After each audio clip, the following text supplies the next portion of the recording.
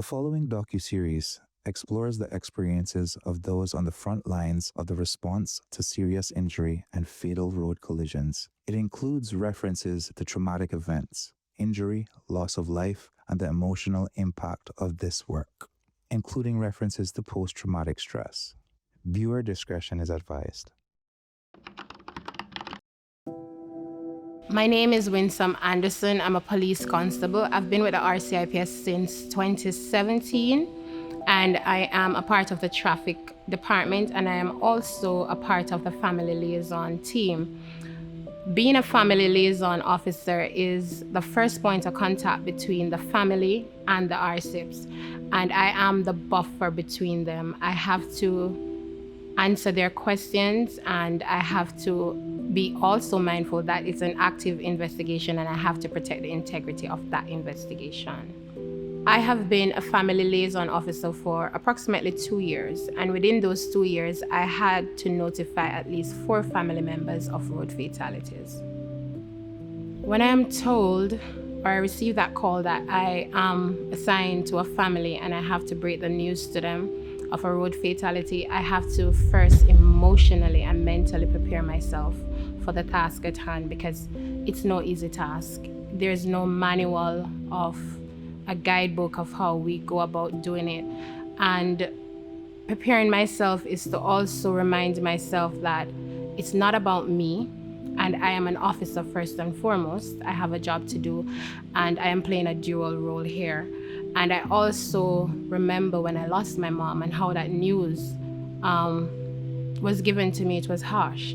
So I try to put myself in their situation and say how best, how comfortable, how easy. It might sound cliche because there's no easy way to do that, but how best you can tell them, because that initial contact determines how the relationship goes going forward.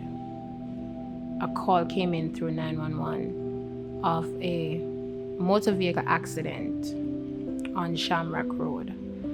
I was all the way in the Eastern Police Station, so they dispatched the town officers, traffic officers at the time.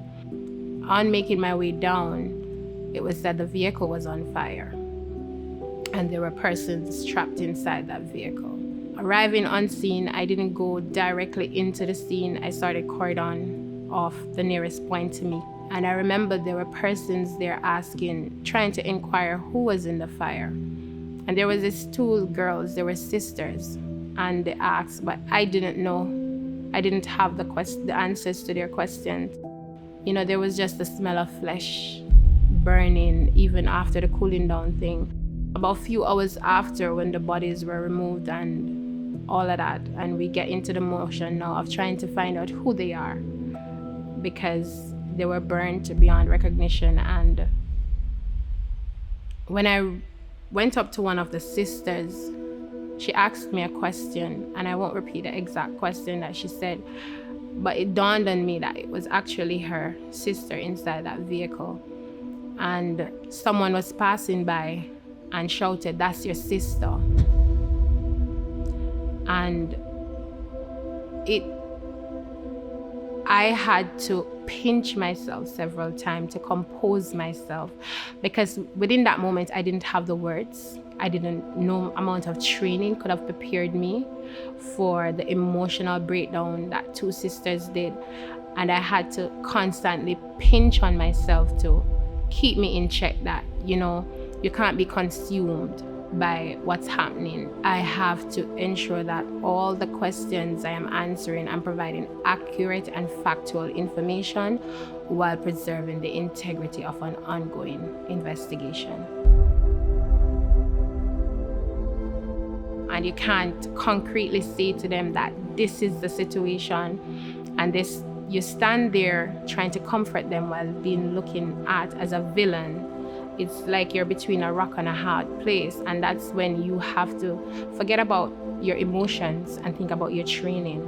And you have to forget about sometimes being an FLO and think about, I'm a police officer and I need information, because I'm the buffer between the investigation and the family. The most misconceptions that people have about my role as an FLO or any other person acting in an FLO capacity is that we're there for information only. and we don't care. And that is far from the truth. It takes a toll on us. We have to sit back, reflect, and sometimes we have to seek outside help because you live through those horrific experiences with the family. If I could speak to everyone who sees this video, this is what I want them to hear and know. When you're behind that wheel, it's not only about you.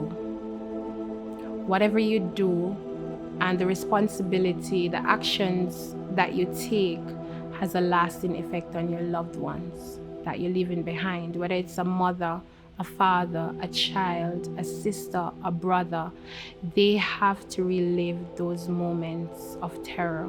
Sometimes they never recover. Sometimes families are broken or destroyed by just that one terrific incident.